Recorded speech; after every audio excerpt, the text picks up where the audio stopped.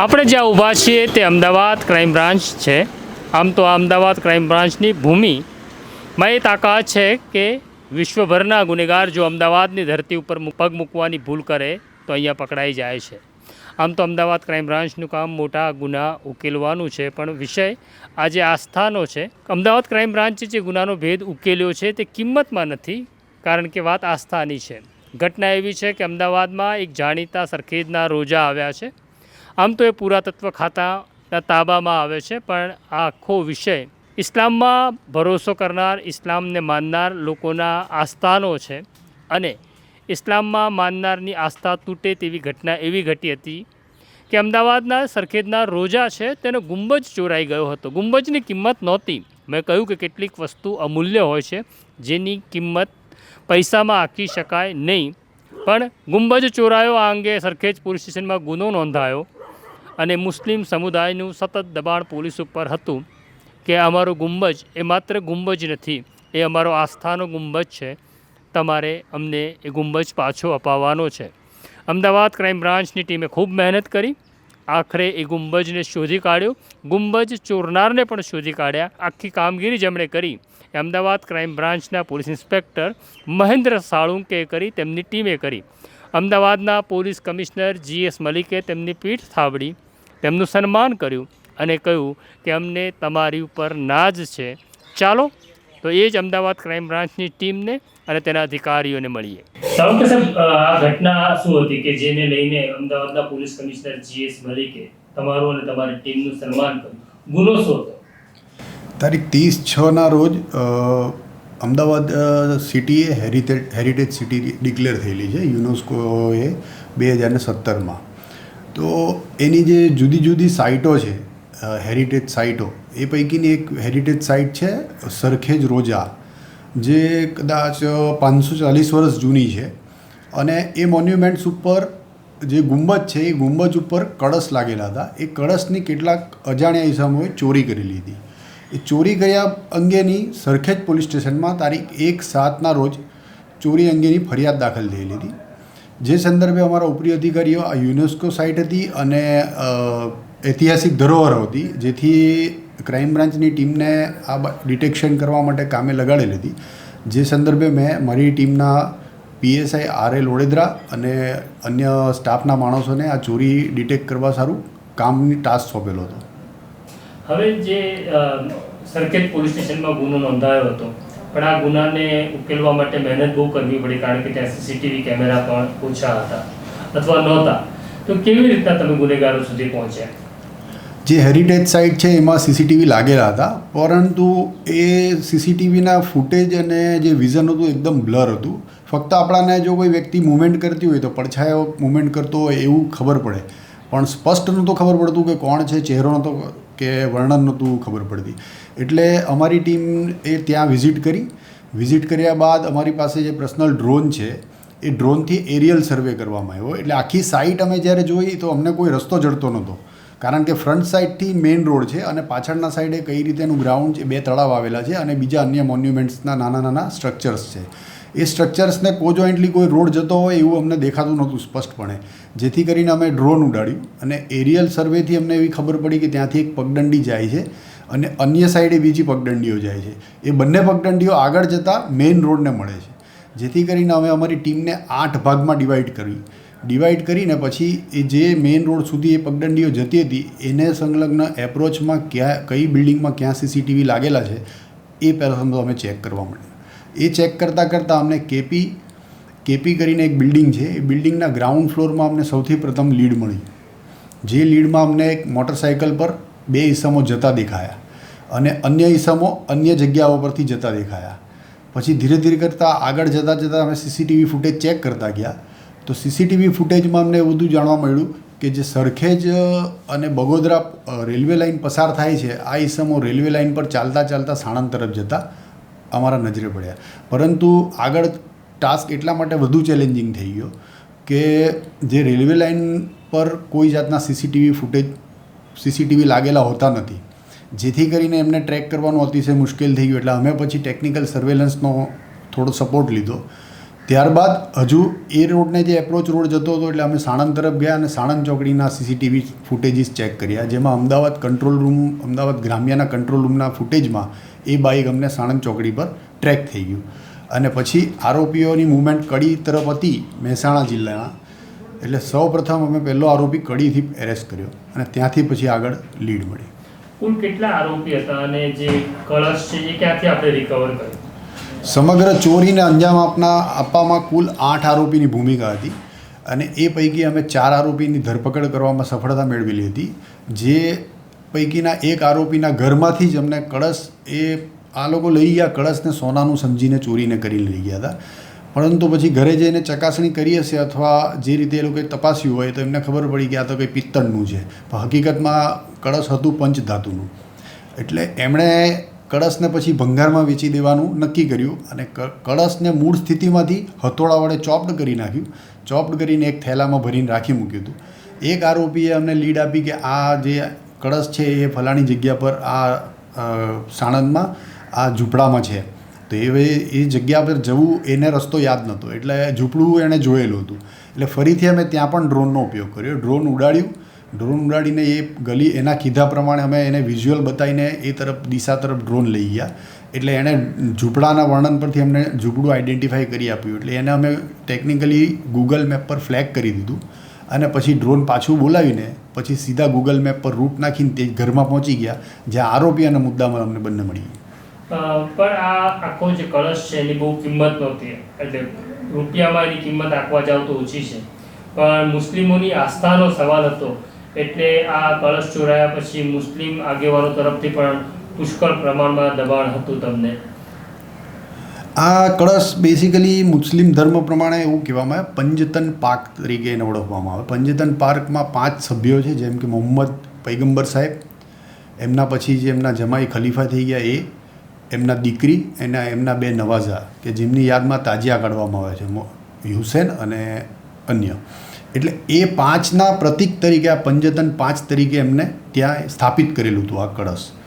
અને એક એટલા માટે એની માન્યતા વધારે છે અને એને શોધવા માટે થઈને આ સરખેજ રોજા કમિટીના સભ્યો ઘણીવાર અમને વિનંતી કરતા હતા અને જ્યારે આ ગુનો શોધાઈ ગયો ત્યાર પછી પણ એનો એપ્રિશિએશન કરવા માટે અમને રૂબરૂ મળ્યા હતા. સરખેજ રોજા કમિટી તો તમારું સન્માન કર્યું, પણ અમદાવાદના પોલીસ કમિશનર GS મલિકે તમારું અને તમારી ટીમનું સન્માન કર્યું, ત્યારે કેવા પ્રકારની લાગણી તમે અનુભવી?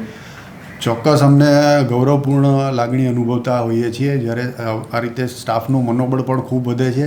જ્યારે પોલીસ કમિશનર સાહેબ વિવિધ કામગીરીમાં આ રીતે દરેક ક્ષેત્રમાં પ્રોત્સાહિત કરતા હોય છે, જેથી સાહેબના ધ્યાને આ કામગીરી આવતા સાહેબે અમને પર્સનલી મને અને મારી ટીમને પોલીસ કમિશનર ઓફિસ બોલાવી શહેરના અન્ય ઉચ્ચ અધિકારીઓની હાજરીમાં અમારી ટીમને પ્રોત્સાહિત કરી, જે બદલ પોલીસ કમિશનર સાહેબ શ્રીના અમે આભારી છીએ. વડોદરા સાહેબ, બહુ મોટું ટાસ્ક હતું કારણ કે મુસ્લિમોની આસ્થાનો વિષય હતો અને તમે ગુંબજ જેમણે ચોર્યો હતો, કળશ ચોર્યો હતો, એમના સુધી પહોંચવા માટે કેવા પ્રકારની કવાયત કરી હતી? જ્યારે ગુનો દાખલ થયો અને અમારી જાણમાં આવ્યું, અમારા સાહેબ તરફથી અમને જે સૂચના મળી કે બહુ પ્રખ્યાત જગ્યા છે, અમદાવાદનો ઐતિહાસિક વારસાની જગ્યા છે, તો આ ગુનો તો ડિટેક્ટ કરવી આપણી ફરજ છે. તો અમે જગ્યાની મુલાકાત લીધી. બનાવ 30 તારીખની મોડી રાત્રે બનેલો હતો, એટલે 1લી તારીખે અમે જગ્યાની મુલાકાત લીધી. તો ત્યાંથી જે ખટ્ટુગંજબગ સાહેબની જે મજાર છે એની ઉપરનો જે પંજતન પાક કળશ ચોરી થયેલો હતો, એટલે એ રસ્તો એક્સેસિબલ નહોતો. પહેલી વસ્તુ તો આપણે જે જગ્યાએથી ચોરી થઈ ત્યાં પહોંચવું કોઈ સીડી કે એવી કોઈ વસ્તુ છે નહીં, એટલે એ વસ્તુ જોવા માટે અમે પર્સનલ ડ્રોનનો ઉપયોગ કર્યો કે ઉપરથી કઈ રીતના જઈ શકાય છે, કઈ રીતના તોડી શકાય છે. ત્યાર પછી એ જગ્યા જોઈ લીધી, ઉપરથી ડ્રોનથી અમે ફૂટેજ એરિયલ વ્યૂ મેળવી લીધું અને જ્યાં પાછળથી કેમેરામાં બ્લર વિઝન દેખાય છે, એકદમ સંખ્યા કાઉન્ટ થઈ શકે છે કે 5 ચોર અંદર ઘૂસેલા છે, 5 ચોર આ જગ્યાથી ગયેલ છે, પણ ચોરના કપડાનો કલર કેવો છે, ચોરનું બીજું બધું કેવું છે એ ના થાય, પણ 5 વ્યક્તિઓનો આભાસ થાય આપણે કે 5 વ્યક્તિઓ જતા જોઈ શકાય છે. એટલે અમે જે રસ્તેથી આવેલ હતા ત્યાં પાછળ પ્રશ્ન એવો હતો કે વરસાદ વધુ પડેલો હતો એ સમયમાં, ત્યાંથી પાછળ અવાવરું જગ્યાઓ છે અને 2 તળાવો આવેલા છે, એટલે ત્યાં આપણે ચાલીને જવું શક્ય નથી, તમામ જગ્યાએ જવું શક્ય નથી, અમુક રસ્તાઓ છે જ્યાં આપણે ચાલીને જઈ શકાય. એટલે અમે ડ્રોનથી આખો એરિયા કવર કર્યો, એરિયલ સર્વે કર્યો કે અહીંથી પગદંડીઓ હોઈ શકે તો કેટલી હોઈ શકે, ક્યાં ક્યાં રસ્તે એક્ઝિટ થઈ શકે એવું છે. એક્ઝિટ પોઈન્ટ્સ અમે આઈડેન્ટિફાઈ કર્યા. એક રસ્તો જે સરાઉન્ડિંગમાં છે, જે રાણીનો પેલો છે બેગમનો હજીરો, એ બાજુનો રસ્તો જાય છે, એ બધો અમે એક્સેસ કર્યો, બધો કેમેરાથી એરિયલ સર્વે કર્યો. પછી ટીમ અમે ડિવાઈડ કરી દીધી 8 અલગ અલગ ટીમોમાં, 2-2, 3-3ની ટુકડીઓમાં. અને જેટલા અવેલેબલ એ કેમેરા હતા, જેટલા પણ લિમિટેડ કેમેરા હતા એ રસ્તા ઉપર, અવેલેબલ કેમેરામાં અમે એક કેમેરામાં જ્યાંથી જોયું કે આ રસ્તે જાય છે, નથી જતો તો એ રસ્તો એલિમિનેટ, નેક્સ્ટ રસ્તા ઉપર જવાનો, એ કેમેરો જોવાનો, અહીંથી નીકળે છે, નથી જતો તો એલિમિનેટ. એ રીતે કરતાં કરતાં એક એક્ઝિટ અમને મળી. એક એક્ઝિટ મળ્યા બાદ અમે આરોપીઓને ટ્રેક કરતાં કરતાં ગયા તો જે સરખેજ ફાટક તરફ રસ્તો જાય છે, મકરબાથી લઈ સરખેજ ફાટક તરફ રેલવેનો ટ્રેક જાય છે. તો ટ્રેક ઉપર ચાલતા ચાલતા જાય છે આરોપીઓ. ટ્રેકની વચ્ચે પણ કેટલા એક્ઝિટ્સ આવે છે, એક એક્ઝિટ આપણે વેરીફાઈ કરવો પડે કે ત્યાંથી ગયેલ છે કે કેમ, નથી ગયેલ. એ રીતે આપણે એક વસ્તુ જોતા ગયા, એલિમિનેટ કરતા ગયા અને આગળ અમે સરખેજ ફાટક પહોંચ્યા. કેટલા કેમેરા ચેક કર્યા છે? કેમેરા શરૂઆતનો ફર્સ્ટ કેમેરો અમને સરખેજ રોજાની અંદરના મળ્યા બ્લર. બાકી તો અમને અસંખ્ય કેમેરાઓ જ્યાં ત્યાં જોતા ગયા અને 8 ટીમમાં અમે વેચાયેલા હતા, 2-2, 3-3ની ટુકડીઓ. જેટલા અવેલેબલ પોતાની આજુબાજુના કેમેરાઓ એ ટીમ જોતી રહી. એમને કંઈ હિન્ટ મળી તો બીજી તમામ ટીમોને ઇન્ફોર્મ કરે કે ભાઈ આ જગ્યાએ આવેલ નથી, આપણે નેક્સ્ટ જગ્યાએ જવી પડશે. એ રીતે અમે ચેક કરતાં કરતાં સરખેજ ફાટક, સાણંદ ચોકડી, શાંતિપુરા સર્કલ, સાણંદ અને છેક કડી સુધી પહોંચવું પડ્યું કેમેરા ચેક કરતાં કરતાં. એના કારણે જ અમારે 17મા દિવસે ડિટેક્ટ થયું. બનાવ બહુ વહેલો હતો પણ 17મા દિવસે આ ચોરી ડિટેક્ટ થઈ. પણ એનું કારણ એ હતું કે કેમેરાનો એક્સેસ ખૂબ લિમિટેડ હતો, કેમેરાનું કવરેજ બહુ લિમિટેડ હતું અને ઘણા બધા કેમેરાઓ ચેક કરીને એક કેમેરામાં એ વ્યક્તિઓ દેખાય એટલે ઘણી કલાકો એમાં લાગી ગઈ. એટલા માટે થઈને અમારે વધારે સમય લાગી ગયેલો આ વસ્તુમાં. અને આખરે એક સાણંદ ચોકડી વટ્યા બાદ અમને સાણંદ બાજુ જતા રસ્તે અમદાવાદ ગ્રામ્યના એક કેમેરામાં ખાલી આઈડેન્ટિફાય થયેલ કે આ ગાડી નંબર જાય છે. એ ગાડીના એક વ્યક્તિ ઉપરથી અન્ય 8 માણસોને અમે ઓળખ કરી. હવે જ્યારે તમે આ ચોરને પકડ્યા ત્યારે એમનું રિએક્શન શું હતું? ફર્સ્ટ ટાઈમ અમે ગયા અને એના ઝૂંપડા સુધી જ અમે પહોંચી ગયા, જ્યાં રહેતા હતા એ ઝૂંપડા સુધી. તો એ લોકોને પકડ્યા અને એમને પૂછ્યું કે શું છે. તો પ્રથમ તો દ્રષ્ટિએ કોઈ સ્વીકારવાનું નથી આ તે.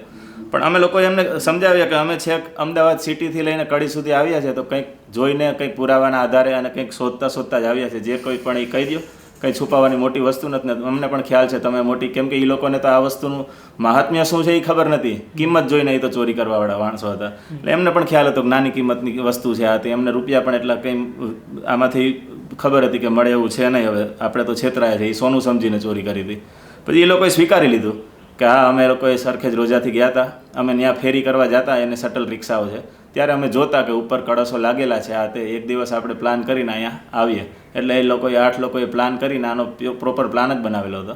ત્યાર પછી આ લઈ ગયા અને અમે કીધું તમને કાઢીને પણ આપી દીધો મુદ્દામાં. પણ ગુંબજ સુધી પહોંચવા માટે એ કેવી રીતના ઉપર સુધી પહોંચે? ગુંબજમાં પાછળ જે તળાવોના રસ્તા આવે છે ત્યાં તો કોઈ કેમેરા કવરેજ કે કોઈ સિક્યુરિટી આતે. ત્યાં આર્કિયોલોજીકલ સર્વે ઓફ ઇન્ડિયાનો સ્ટાફ બેસે છે પણ ગેટ ઉપર ને એ રીતે બેસે છે. સતત એનું રાતનું પેટ્રોલિંગ આ તે હોતું હશે, પણ જે પાછળનું તળાવ છે, અવાવરું જગ્યાઓ છે, ત્યાં એ લોકો હોતા નથી. એ ફક્ત જે સરખેજ રોજાની સાઈડ છે એના પૂરતું હોય છે.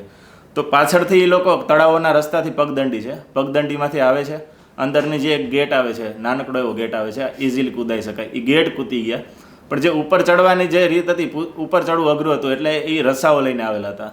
રસાનું એક ગુચ્છું ફેંકી ને બીજી બાજુ જે પેલા ઢાળ આપેલા હોય છે મદ્રેસાઓ અને એવી બધી જગ્યાઓમાં, એમાં ફસાવી દીધું ને ત્યાંથી ચડી ગયેલા એ લોકો. ઓકે. અને જ્યારે પોલીસ કમિશનરે તમારું સન્માન કર્યું તો આ પહેલું સન્માન હતું? અગાઉ આઈજી સાહેબ, હું જ્યારે જિલ્લામાં હતો ત્યારે આઈજી સાહેબ તરફથી, એસપી સાહેબ તરફથી થયેલ છે. પણ આ ચોરીમાં એસપી સાહેબ સીપી સાહેબ તરફથી મને પ્રથમ વખત જ અમદાવાદ સિટીમાં આવ્યા બાદ પ્રથમ વખત મારું સન્માન મળેલ છે.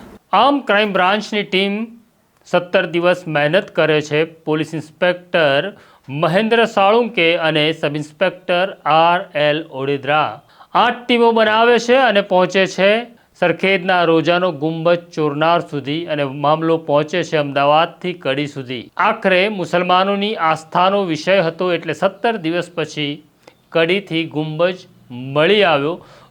સરખેજની રોજા કમિટીએ અમદાવાદ ક્રાઇમ બ્રાન્ચનો આભાર માન્યો, પરંતુ જે રીતના સબ ઇન્સ્પેક્ટર RL ઓડેદરા અને તેમની સાથે રહેલા 16 પોલીસ જવાનો અને અધિકારીઓએ જે પ્રકારે કામગીરી કરી, તે કામગીરીની આખરે અમદાવાદના પોલીસ કમિશનર જ્ઞાનેન્દ્રસિંહ મલિકે પણ સરાહના કરી. બધાને સન્માનિત કર્યા અને કહ્યું, તમારા કામ ઉપર અમને ગર્વ છે, તમે ખૂબ ઉત્તમ કામ કર્યું છે. તો આ પ્રકારની સ્ટોરી જોવા માટે નવજીવન ન્યૂઝ જોતા રહો, લાઈક કરો, શેર કરો. મને અને મારા સાથી દર્શિલને રજા આપો. આવું છું એક નવા વિષય સાથે. નમસ્કાર. વૈષ્ણવજન તો તેને કહીએ જે પીડ પરાઈ.